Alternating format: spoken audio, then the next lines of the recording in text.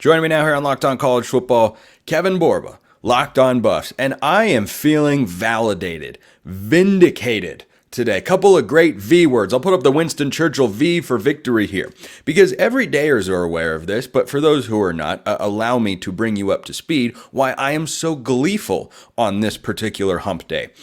Colorado's win total was one of just two in all of college football posted in the month of January. That was Alabama. The other, Colorado's, was posted at 4.5. And I came on this very show after looking at what Colorado did last year, the conference they're going to, and the offseason that they have had so far. Now, I'd like them to get a defensive coordinator, but I looked at all of those factors and said, 4.5 is the win total. Hammer the over.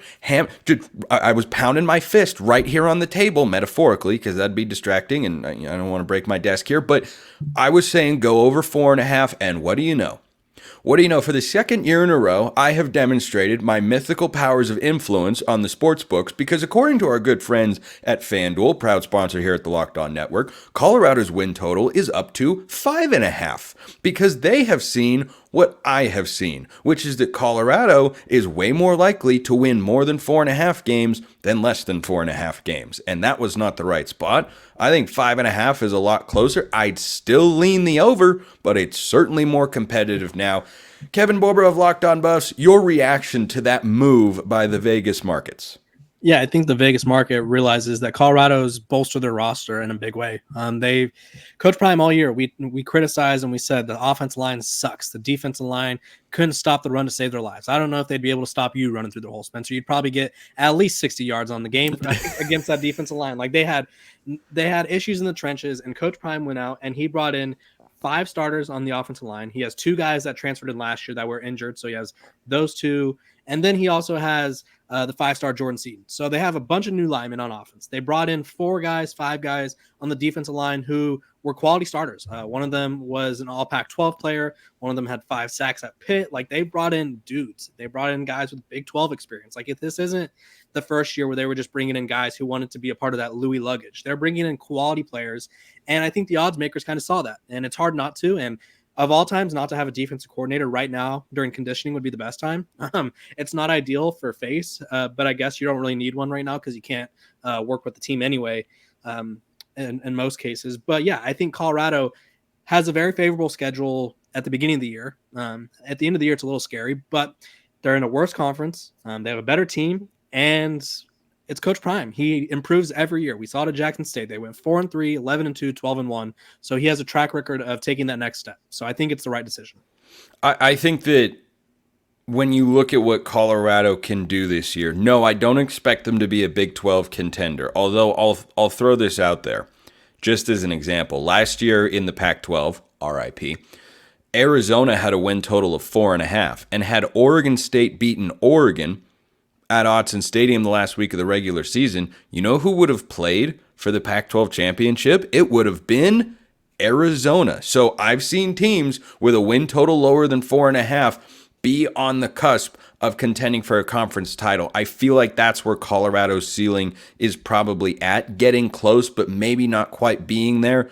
I don't know that I could rule it out, though, because as we've talked about, and I want to get into a couple of names here from this transfer portal class with you, and then Jordan Seaton probably makes an impact as well in his first year on campus.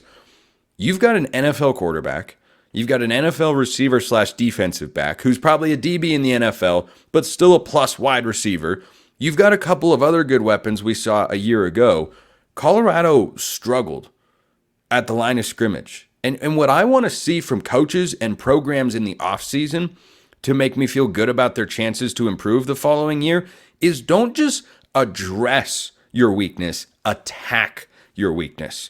And Coach Prime said during the middle of last season, I got to paint this picture and I'm going to paint it beautifully. Well, he's starting to paint a pretty good picture. Colorado's got a top 5 transfer portal class, and it's mostly guys in the trenches. Who are those players that are going to make an impact for the Buffs next year and give Deion Sanders an actual chance to be a really good quarterback, which he is? Yeah, I think you look at Tyler Johnson, Houston offensive line transfer, started his career at Texas, never really found his momentum. There was a lot of just issues during the Tom Herman era, we'll call it. It was just not what it needed to be. Transferred to Houston and was a really good player for the Cougars. All these offensive linemen, we're just going to circle them all because I think combined they gave up like, I want to say it's like 8 sacks or something. Like it was like 1 sack per guy. Maybe one guy gave up 2 or 3. Last year they gave up 56 as a unit. So if these guys could come in and if they give up 20, that's still going to be 36 less sacks than the year before, which is an absurd number. If they just cut it in half. Right. Just be average. Just be average. Cut it in half. Just be average. So we'll circle the whole offensive line there. The name to know on the defense line for me is Samuel Okunolola. I always feel like I'm saying it wrong. So Okunlola. I call him Samuel O on my show just because I'm not that coordinated linguistically. But he had 5 sacks for Pitt last year. And I think that's the kind of experience that Colorado needed. They need to get to the quarterback. They need to pressure the quarterback. And that's also something that they were not able to do a ton. And then this guy, you're quite familiar with him. BJ Green from Arizona State, an all Pac-12 conference player. I think he was second team all Pac-12. He also had 5 sacks. And he was someone who switched positions. He has a relationship with Coach Prime already. Coach Prime coached him when he was a youth. And so that's another guy on the defensive line. And then we're going to go skill position because we got to go at least one skill position guy. I'm looking at Will Shepherd. He's the Vanderbilt wide receiver. From what I've heard, obviously he has the big numbers at Vanderbilt, which I mean, Vanderbilt's a bad football team. They're still playing in the SEC. SEC experience. He had over 1,000 yards. He's 6'4", and you kind of just plug him into that Xavier Weaver role, who's off in the NFL now. And so I think their wide receiver room got better. They also got LeJontay Wester, who is second in the country in catches. So they have a lot of talented guys, and I really think the big difference between this portal class and last year's is last year's kind of felt like who wants to come to Colorado, and then this year they felt a little more selective and it was like, we're going to pick who we want to come to Colorado. Last year was who wants to go. This year is who needs to go. Right. And these are guys who need to go. And you talk about the offensive line.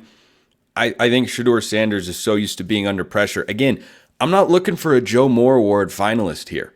Right. If they're just a middle of the Big 12, maybe even pushing on top half, but if they're just towards the middle, Colorado is a better team. And the BJ Green snag out of the transfer portal from ASU, that's a fantastic addition for whoever ends up being the defensive coordinator. Now that's the next step, and I'll get you out of here on this, Kevin. Who do you think that's going to be? Any insider update there? Yeah, that's the hard part. I honestly thought it was going to be a guy like the Atlanta Falcons new coach, and then he gets hired as the Falcons coach, and Raheem.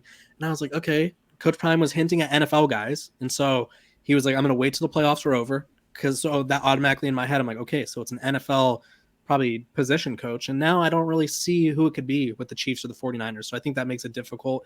I think he was hopeful to land someone that has already gone, and I honestly thought he'd probably go on his own staff and just go with Mike Zimmer. He's a former NFL head coach. He has the coaching experience. He has Coach Prime experience, which I don't think people realize maybe how difficult it could be to work with so many headstrong individuals. Obviously, we saw that last year with Sean Lewis as well. So I thought he'd go Zimmer, and then obviously Zimmer's still in the room, and it's not really looking like it's him. So it's going to be a mystery. There's some special announcement. I don't know when this was releasing on February 7th at 10 p.m. or 10 a.m. Mountain Time. Could be uniforms, could be the defensive coordinator. So I would say stay tuned for that. I will have a quick episode about that, whatever it is. Hopefully it's a coordinator. So I made a list of like 10 names, and I think every week I lost like 2 names. The only names that remained from my list was like Charlie Strong, and there was someone else, but all of them have taken other jobs elsewhere. So it's hard to tell. Kevin Borba, Locked On Buffs. Great stuff. Thanks so much for stopping by. Thanks for having me.